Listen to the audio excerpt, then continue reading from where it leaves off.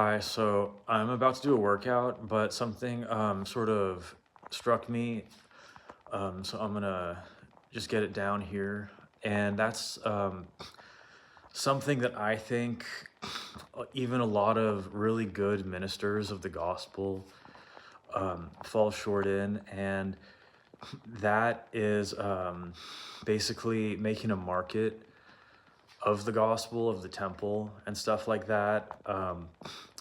If you look, all of the apostles and Jesus, they worked full time. Jesus was very much beyond a journeyman carpenter. Um, and I think there's a reason for that. And I know people try and justify it. And look, I'll justify it too. Like, if you're old, like you're retired, you know, yeah, I mean, like, honestly, I think it's okay if your ministry supports you once you retire.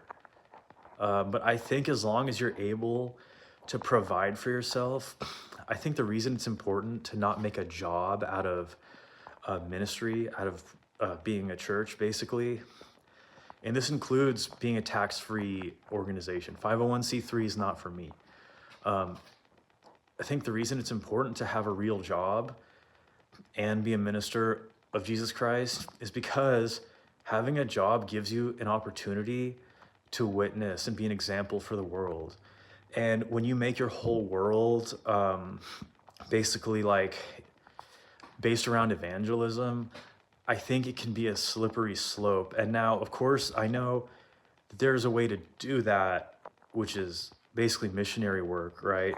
Or something along those lines, where if everything you get is going towards missionary or towards preaching or whatever, um, I think that's different. But if you're making a living off of being a ministry, then I don't think that's okay. And I think you can find that in scripture that that's not okay either. And it's just something I think that the more we obey, the more we walk in the steps of Jesus and the apostles and the prophets, the more reward we will see. So I don't think like saying like, oh, like a female pastor, but she's really good. Like I don't think that there's a blessing in compromising because you think it's practical. I think there's a blessing in being like, okay, yeah, I could, skim off the top and make money from my ministry for myself,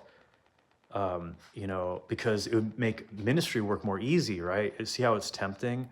I think it's always best to stick to the letter and not to try to justify loophole larrying things.